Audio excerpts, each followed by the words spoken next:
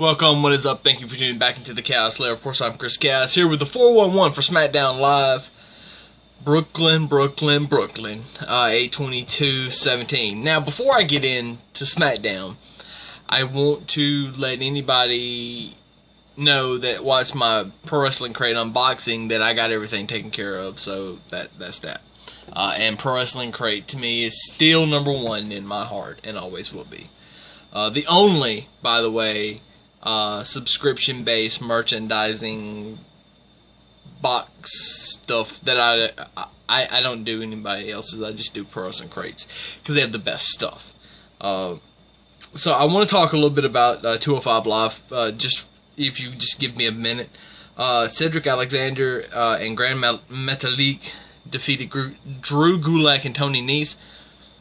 You know, I said it on Twitter. I'll say it again here. That if you know, the Wrestling 101 idea is that, or it is Wrestling 101, I should say, that if you can get over on the mic, that you don't have to do that much in the ring because you've already got them hooked. Somebody didn't tell Tony Nese that. I'm saying Drew Gulak, that's another thing. He can do both. Tony Nese can't. And I don't think, I was thinking about it, I don't think Cedric Alexander has had a bad match on television in the 11 months officially today that he has been on WWE TV. I haven't seen a bad, or I don't remember seeing a bad television match. Help me out if I'm missing something, guys.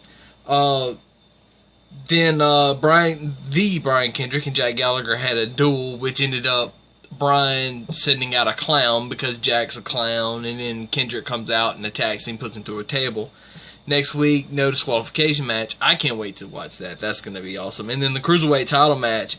Neville defeated Tozawa to retain the title. Had a really good match, and it wasn't as good as their SummerSlam match. I will say that much. But it was a really good match. I highly recommend everybody going back and watching it. And then Enzo Amore debuted. And it just is what it is, and you can thank Taz for that. Or maybe not. On to SmackDown. AJ Styles, Kevin Owens, Shane McMahon start off. We're going to get a U.S. title rematch. Kevin Owens gets to pick the referee. Very interesting.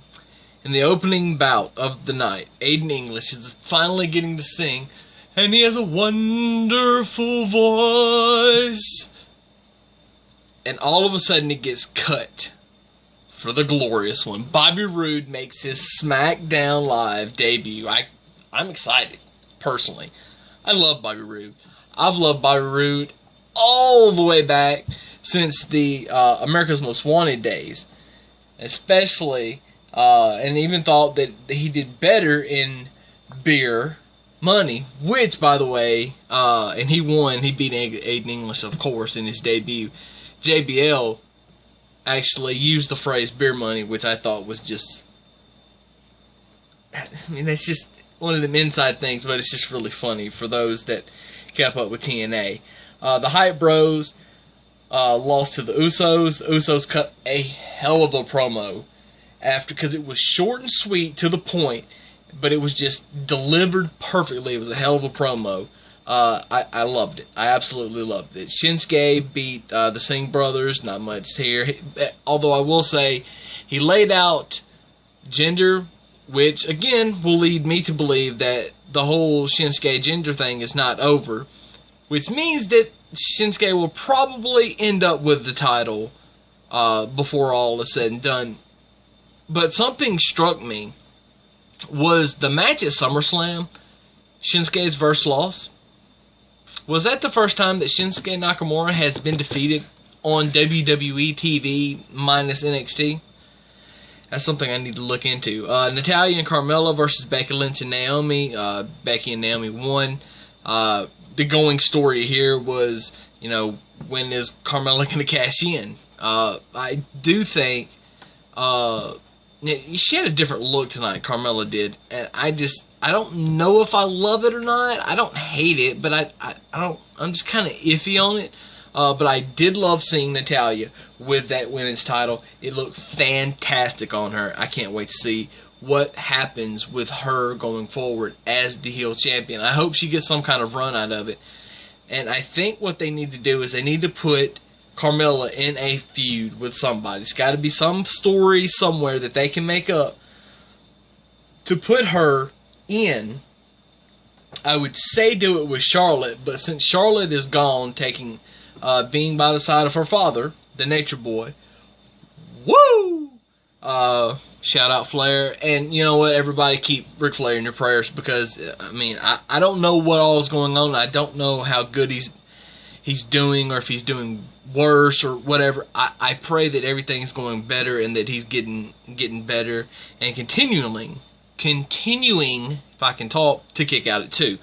I heard he shot a promo on one of his nurses the other day, which I just that's Rick. I mean, that's just Rick. I don't know Rick personally, but I know tons of people that have met Rick. I know a couple of people personally that have had beers with Rick, and I will say that I can say confidently that that's just Rick. That's just Rick being Rick, and I think it's not a secret.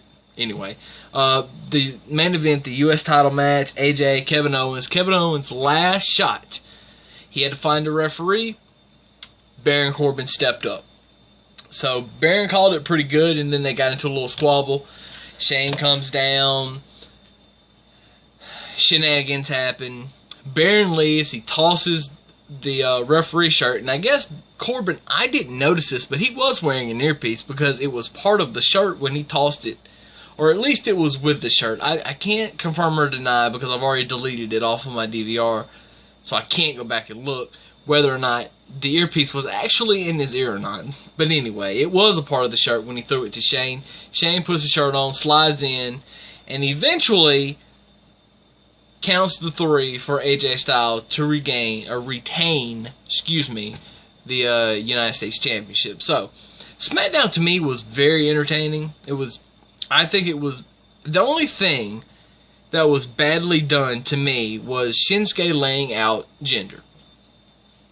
I just don't like how many times they have put Jinder Mahal in this position as the WWE Champion. It's just not good.